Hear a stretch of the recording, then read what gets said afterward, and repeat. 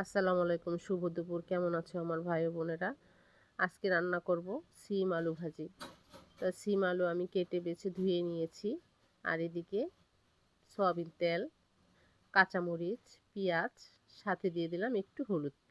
সামান্য হলুদ দিয়েছি যাতে একটু কালার আসে, এজন্য। না দিলেও হয়, অপশনাল। তা আমি একটু দিয়ে দিলাম। তা এটা লাল লাল করে নিচ্ছি। লাল লাল করে তারপর আমি সবজিগুলি দিয়ে দিলাম। সিম আর আলু। এই আলুর নাম রংপুরে বলে শিল আলু। শিল আলু দিয়ে ভাজি খেতে অনেক মজা। যে কোনো আলু ভাজি আমার খুব ভালো লাগে, আমার বাচ্চারাও পছন্দ করে।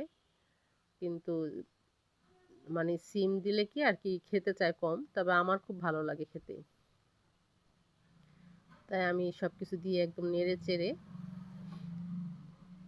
যখন নরম হয়ে যাবে তখন আমি নামাই ফেলবো। দেখো সিমটা কিন্তু একদম নরম হয়ে আসছে। পরিমাণ মতো লবণ দিয়ে দিবা বন্ধুরা, যারা যারা রান্না করো।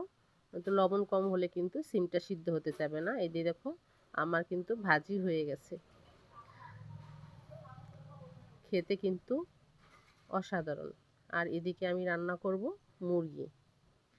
তো বাচ্চাদের জন্য তো জানোই প্রতিদিনই এটা সেটা যাই রান্না করি, মুরগি লাগবেই। তাই আমি এদিকে পেঁয়াজ আর সয়াবিন তেল, সাথে দিয়ে দিলাম আদা রসুন। আদা রসুনটা আমি ভাজা ভাজা করে নিচ্ছি।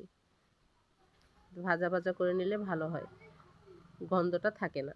সাথে দিয়ে দিবে একটু পানি যাতে মশলাটা না পুড়ে যায়।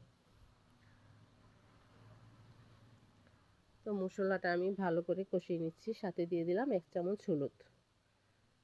তারপর দিয়ে দিলাম আমি 2 চামচের মতো মরিচ ফাঁকি। দেখো একটু ঝালটা বেশি লাগে। সাথে দিয়ে দিলাম 1 চামচ গরম মশলা। আর দিয়ে দিলাম একটু পানি। এই পানি দিয়ে আমি কষাবো।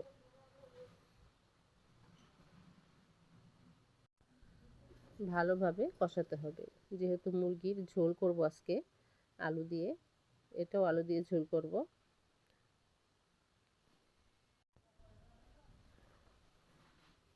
তো দেখো আমি কিন্তু বারবার মশলাটা কষায় নিচ্ছি।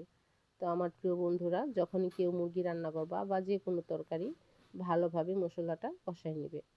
আর আমি এদিকে মুরগিটা দিয়ে দিলাম। মুরগিটা আমি কেটে বেছে ধুয়ে সুন্দর করে রেখেছি। ভালোভাবে মুরগি কিন্তু ধুতে হয়, বেছে বেছে পরিষ্কার করে নিতে হয়। তো আমি সব কিছু দিয়ে দিলাম। মুরগিটা ভালোভাবে এখন কষাবো নেড়ে চেড়ে।